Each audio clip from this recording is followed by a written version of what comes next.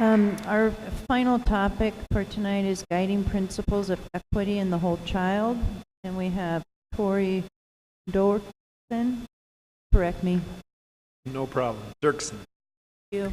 Tori Dirksen. Your guiding principles of equity in the whole child for our schools. And my children have some postcards from our community. Gilpin continues to be named as failing in the bottom 5% of DPS schools.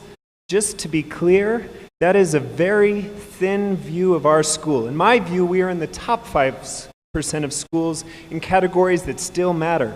We are in the top 5% of schools when you consider a balance and diversity, over 40% Latino, over 30% African American, over 20% Anglo. Show me how many other schools have ratios like this.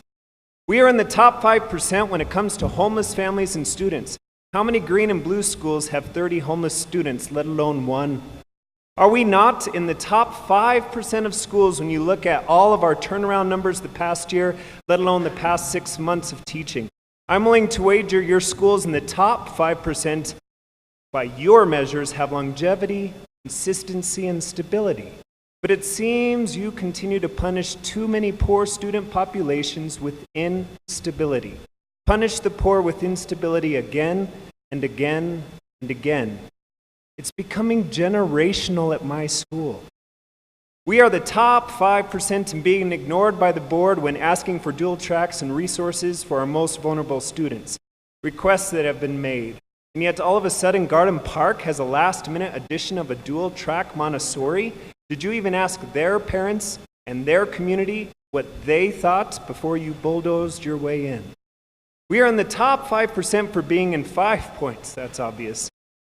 And I wonder how many blue schools are within walking distance. DPS has had years to put blue schools. I'm wondering if your color scheme just isn't working. We're in the top 5% for walkability for students in our neighborhood. That matters a lot if you only have one car or no car. We are in the top 5% for Montessori's for diversity. We're in the top 5% for believing this is our Denver and these are our schools. We are in the top 5% for believing our school board election should not cost $1 million. We're in the top 5% for believing that we have a choice and that the school board works for us and so does the superintendent. And yet we do not have our choices. We are in the top 5% for believing that we deserve our neighborhood school and the staff it has right now and the students it has right now. I have other questions for you, but I'll save that for another time. I wonder how many of you have daily friends that live off food stamps? How many of you have daily friends that are homeless right now? How many of you have had your school closed because of test score? Thank you. I will follow up with an email and I will gladly look into how many, it goes on and on. Thank you. Thank you.